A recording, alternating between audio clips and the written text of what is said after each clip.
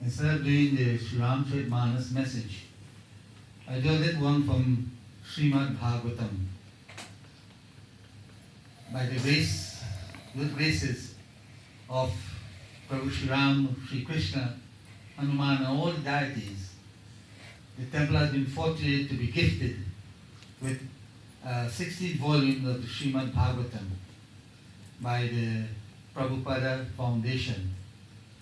And it tells us that this temple, even though small, it has been recognized abroad because they have been seeing from the postings that we have been doing that they realize that we are doing something. And they have shown their appreciation for the propagation of our culture by donating these volumes. Actually, they did not inform us of this, but they simply send it. So that tells a great story, that they do appreciate all people who make an effort to propagate our dharma. And I thought that I would take this opportunity to do a message from the ShrimadBhavatam this morning. And I had asked Sita to get Antichun to first do some prayers, to officially commemorate these gifts that we have had. And I'm sure that as time goes by, these books would be a great part of our lives, because from it we have great messages. Now there's a difference between Bhagavad Gita and ShrimadBhavatam. Bhagavad Gita gives us the knowledge and wherewithal to conduct our affairs. It is more theory. But the Bhagavatam is like a practical kind of knowledge. All that is given in the Bhagavad Gita, this is related in a kind of a form, a graphic form, where you can identify with the teaching. So I would like to read a small lesson based upon family life, the values of family life. But we can realize that family life can only take us this far. Because the human being, our presence on earth is far beyond the family life. And all the great scholars have told us about that. Family life is good. It sets the groundwork for the pursuit of spiritual knowledge. But at the end of this life, what we want to become is liberated. We want moksha. And that could only happen when we make a deep pursuit of spiritual teachings. So I want to open this morning with two verses from Bhaja Govindam, which tells us about this life, how we prepare ourselves to meet this spiritual world. And if we do not do that, then what would be the consequences of not pursuing this spiritual path? So I begin with Bhaja Govindam.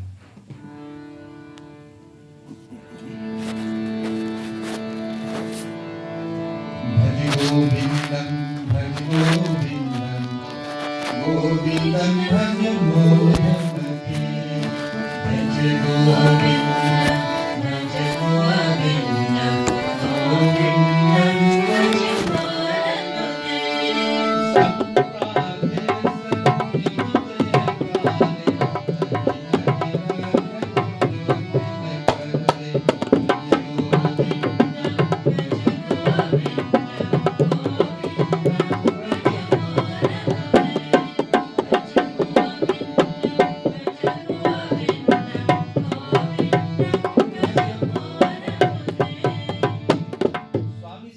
Bhaja prefaced his contribution in this series of verses in Bhaja Govindam by giving us this verse.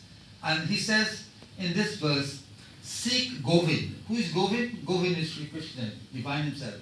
He says, seek Govind, seek Govind, seek Govind, Bhaja Govindam. He says, because when the appointed time comes, that all the things of the world would not matter. So it would be foolhardy of us not to seek Bhaja Govindam or Govind, because when the time comes, nothing will save us, save and except the divine. And I give one verse to show the importance of this situation here.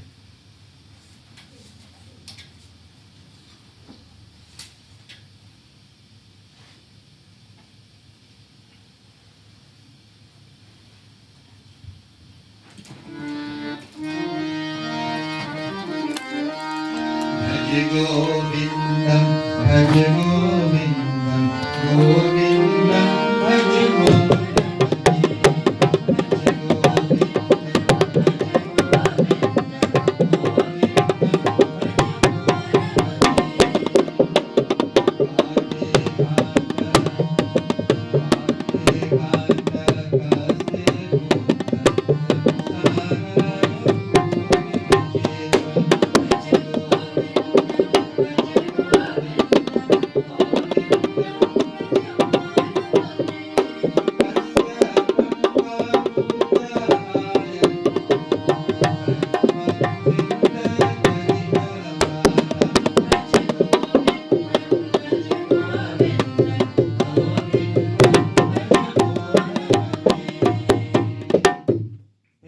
Asked some very important and pointed questions.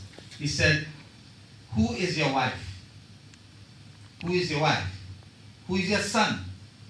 Supremely wonderful indeed is this samsara.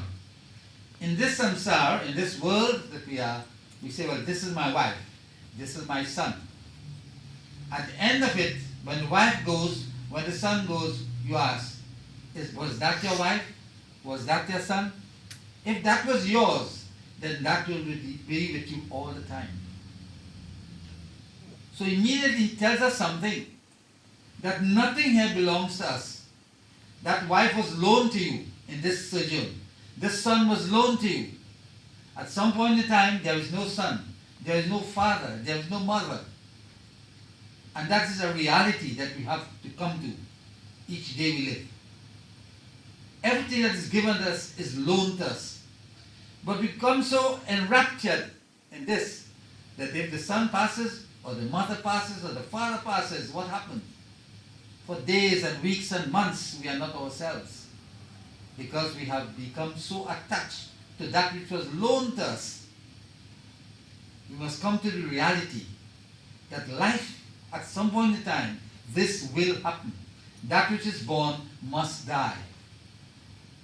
All of us who have congregated, at some point in time, we are on this journey of life. At some point in time, one of us will have to depart, and then the other, and then the other. And then perhaps in this traveling bus, it might be you alone, the last one. And eventually, you know it's your time. And eventually the entire bus will be empty. That is the journey of life. So he says, of whom are you? From where have you come? Oh brother, think of this truth here. From where have we come? We came from a special source, and it is to that source that we eventually go. Now, in ShrimadBhavatam, I was just looking through this morning, and a very beautiful lesson is given to us in a story form. And this is important. Who doesn't like story? Everybody likes story. Old as we are, we would like to listen to a story. But these stories have very beautiful teachings. And I want to look at this. This is text 52, Canto 11, chapter 7. I'm only reading in English, and I want you to understand. It's a little story about life itself. And this life, they tell you of two birds. But these two birds are us. It says, one should never indulge in excessive affection or concern for anyone or anything. A striking stand. One should not indulge in excessive concern. And that is what happens. We have an excessive passion and concern for things and people around us. He said, otherwise, one will have to experience great suffering, just like this foolish pigeon. He's given the life of a pigeon. But that pigeon is you and I. And he continues. He says, there was once a pigeon who lived in the forest along with his wife. So, a male and female pigeon. That is us. He had built a nest within a tree and lived there for several years in her company. That is us. We have come together as a couple. And then we live for several years taking care of each other, doing the best we can for each other. So much so that we cannot do without each other. That is the kind of relationship that is developed. He says, the two pigeons were very much devoted to their household duties, as indeed all of us have our household duties, and each of us has our part to play. And we do so, at least with the greatest love, for the benefit of the family. Their hearts being tied together by sentimental affection, they were each attracted to each other's glances. Bodily features and states of mind, thus they completely bound each other in affection. Well, that is how it is. Everybody glances at each other. We know, we look at each other, we are happy, we smile. And it is for the benefit of the family. Family values, we create that, we live together, we bond together.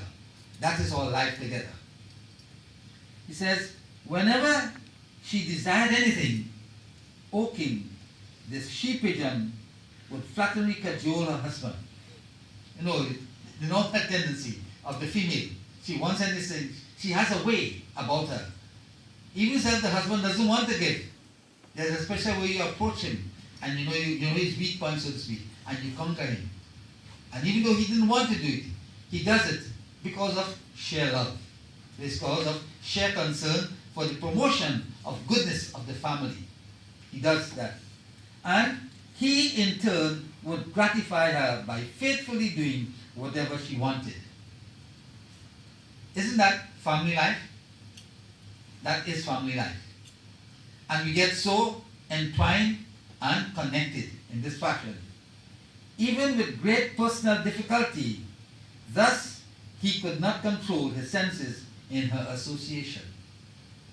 What he's alluding to here is that in the presence of his faithful wife, he doesn't have full control of himself. She, in other words, is able to manipulate his thinking. And that happens. It is true to life situation. This is not by accident. This is a true to life situation. But there's a deep message behind it, and we learn of that message as we proceed. Then the female pigeon experienced her first pregnancy. So as time goes on, children are born. So he's saying, as time went on, she experienced her first pregnancy. When the time arrived, the chaste lady delivered a number of eggs within the nest in the presence of her husband. So they refer to that as pregnancy. When the time comes, the bird, after a certain point of maturity, the bird lays eggs. That maturity is experienced as, being pregnant. He says, the two pigeons became most affectionate to their children and took great pleasure in listening to their upward chirping. Now, when that first child comes, both parents, they send all their energies on the baby. So much love. Never before did you exercise so much love for someone as your dear little one. Never before.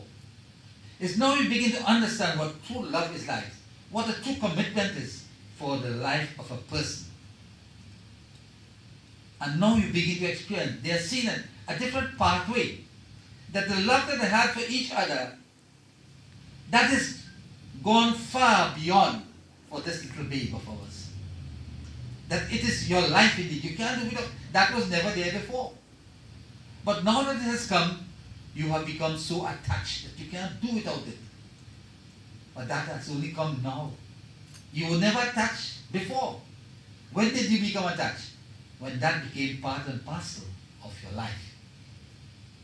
He said, when you listen to the upward chirping, when you listen to a child speaking for the first time, it amazes you. And you enjoy that. You like to hear him mispronounce a word. If he pronounces it right, you will enjoy it. But when he mispronounces it, you enjoy it greater, even more. And you like to hear this lisping and the walking and the falling down and the getting up. you enjoy it in a very special way. There's a certain degree of excitement and joy that you find that you can't fully express. He says, which sounded very sweet to the parents, indeed. When you hear a child, speaking like this, it sounds so sweet. Thus, with love, they began to raise the little birds who were born of them. In this way, there are more and more came, all the eggs we hatched, and there is greater love now. And with all the energies now, you expend all your energies to provide for them. What you never did before, the sacrifices you never made before, you are making these sacrifices now for them. Not for you, but for them. You want to see that they have the best education.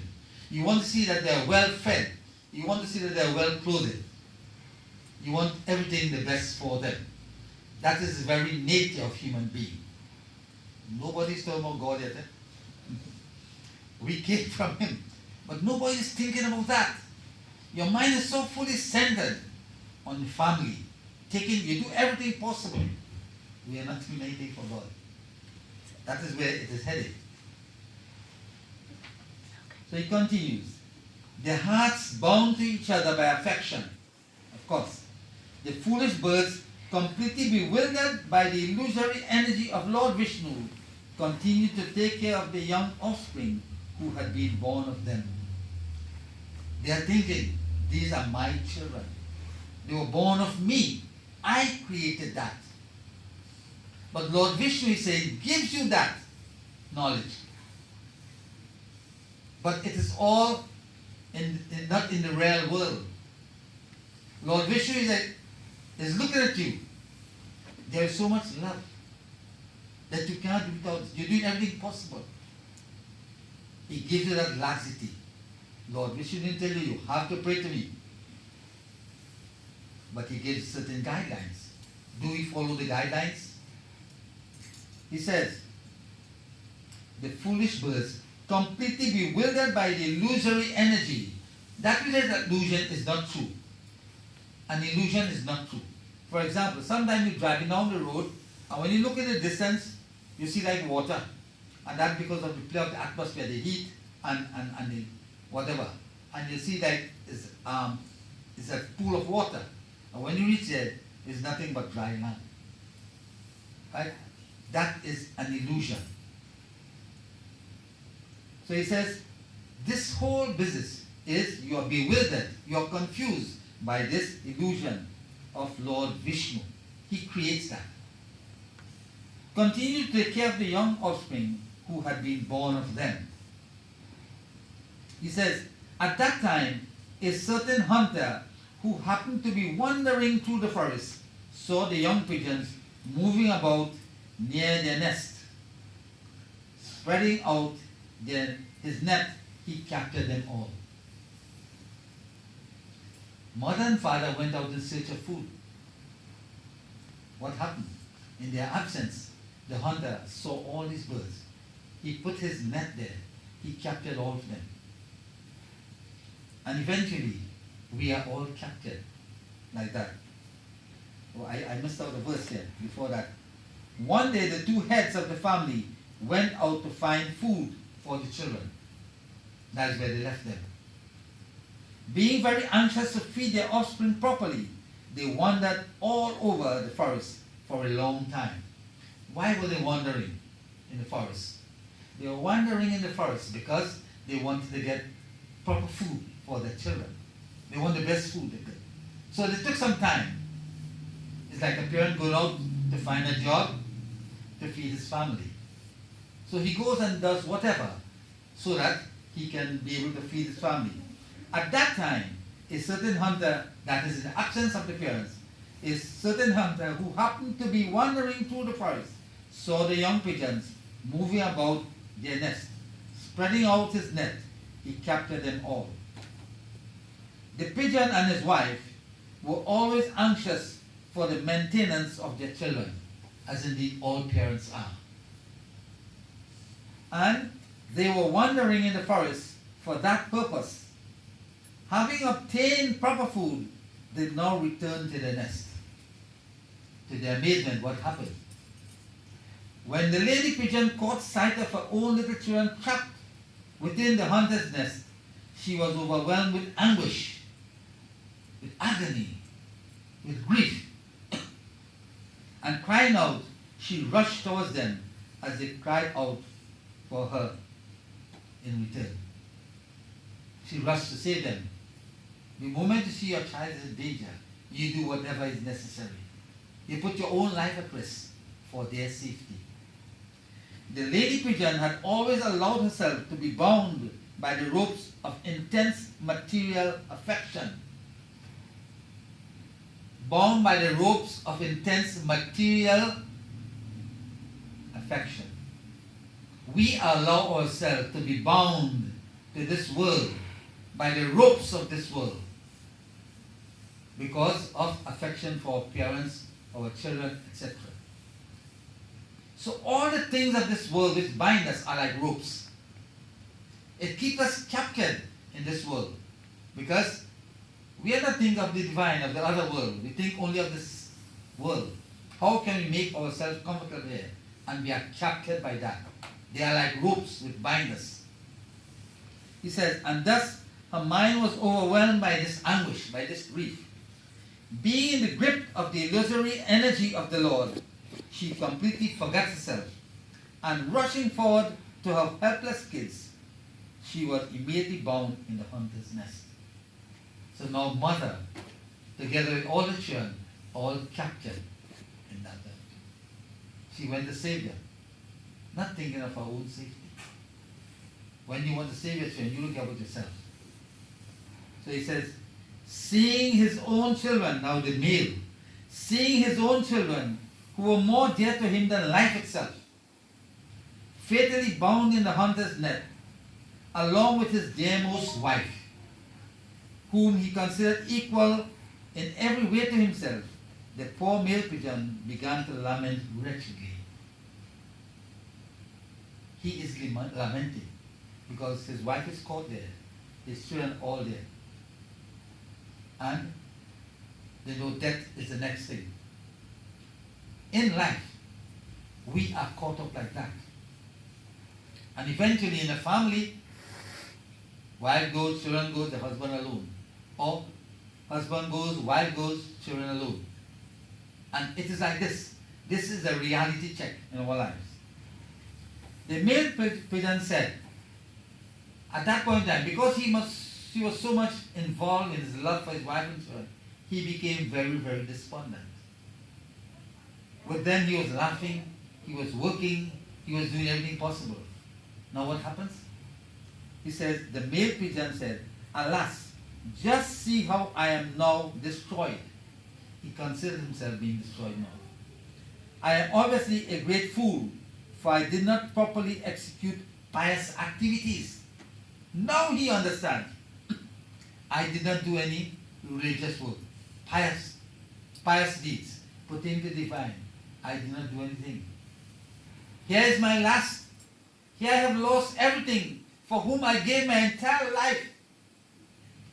Now I am in the throes of death. I have done nothing for myself. He says, I am obviously a great fool, for I did not properly execute pious activities. I could not satisfy myself, nor could I fulfill the purpose of my life. What is the purpose of your life? What is it?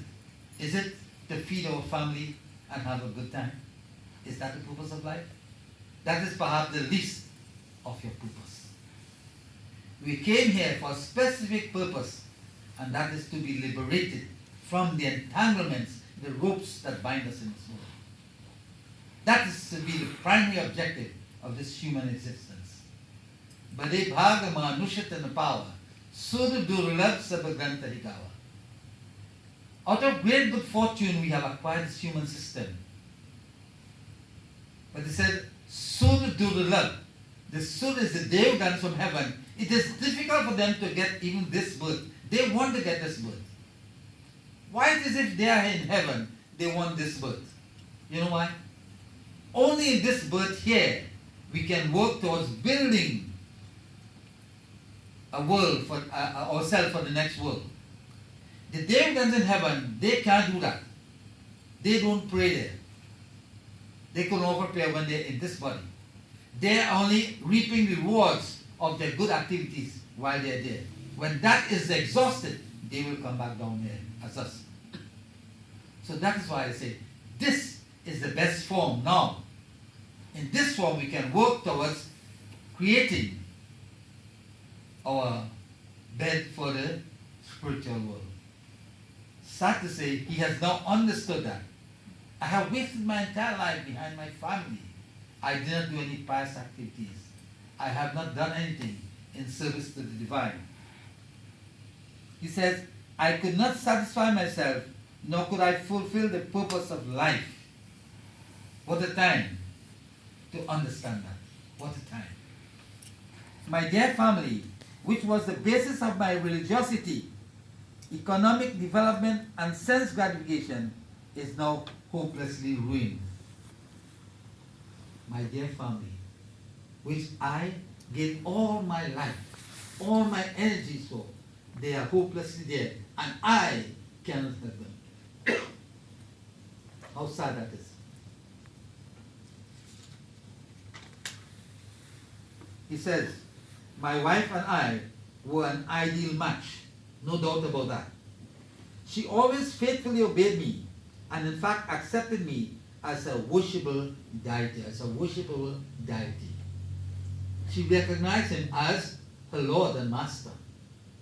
But beyond that, there is that Lord and Master. No matter how good we are here, there is something super. And that is what all of us should aspire to become, to meet with that super person, which is divine. But now, seeing her children lost, her home empty, she has left me behind and gone to heaven with our saintly children.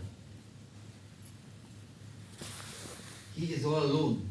And this is, when we are alone, this is our thinking. What have I done? How have I expended my energies in this world? What truly have I done? Now I am a wretched person living in an empty home. My wife is dead. My children are dead. Why should I possibly want to live? You see, reality hits him. They are no longer here. They are the ones who made me happy. I was happy in their presence. Now that they are gone, what am I doing here? My heart is so pained by separation from my family that life itself has become simply suffering. My life is no longer, I am the same person. But in the absence of my wife and children, I am only experiencing pain and grief and sorrow. As the Father Pigeon wretchedly stared at his poor children trapped in the net and on the verge of death, pathetically struggling to free themselves, his mind went blank, and thus he himself fell into the hunter's net. He gave up hope. He didn't think now of how can I escape that. He didn't think like that. He went in a swoon. He lost control of himself. And think like that, he himself fell into the net. And that is the end of the family. The cruel hunter, having fulfilled his desire by capturing the head pigeon, his wife and all the children set off for his home. And that is the reality of life. We will all be trapped one day in that net. That is a net awaiting all of us. We can remain like this and be captured by that net, or we can go beyond that and escape the net. That net will be nothing. But he has come to understand that I did not do anything to free myself. He said, in this way, one who is too attached to family life becomes disturbed at heart. I want to read back that. In this way, one who is too attached to family life becomes disturbed at heart. Like the pigeon, he tries to find pleasure in mundane sex attraction, in the mundane things of life. That is the worldly stuff. Busy engaged in maintaining his own family, the miserly person is fated to suffer greatly along with his family members. Not only himself, along with his family members. The doors of liberation are opened wide to one who has achieved the human life. I just quote that thing. Bari bhagam Sur durlab sab grant rigara. Sadhan dham moksha kar dwara. Paina je par lok sabha. Sadhan dham moksha. Sadhan. This body is given us to perform sadhana. Sadhana dham moksha kar dwara. Moksha is liberation. Dwara is the doorway. This is the doorway to liberation. How we use it is the most important thing.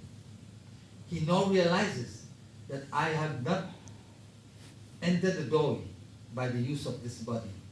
I centered it around the children and my wife and the world, the things of the world. So he says the doors of liberation are opened wide to one who has achieved the human life. But if a human being simply devotes himself to family life like the foolish bird in this story, then he is to be considered as one who has climbed to a high place only to trip and fall down. See what the Master says? You have climbed to a high place. You did the best. Everybody recognized you. But from that height, you will fall miserably. What the writer is alluding to in this story. You see, this is a practical thing. This is Bhagavatam. Bhagavatam. It's a practical situation. When you have read Bhagavad Gita, you may not get all that came from this. But in this verse, it gives you a practical way of looking at things. And how much better could have the writer illustrated this picture? Aren't you seeing in your mind's eye the bird? Aren't you seeing for yourself what this life is? I'm sure that as I finish this, you in your mind has a graphic picture of what this life is all about. And how we are wasting away our lives as a result. Principles Yavad Ramachandra Bhagwan Ki Jai. So I was just looking through this book this morning and I saw this and I said, this is something to capture our attention this morning. So I hope you enjoyed it as I enjoyed doing it for you. And thank you very much.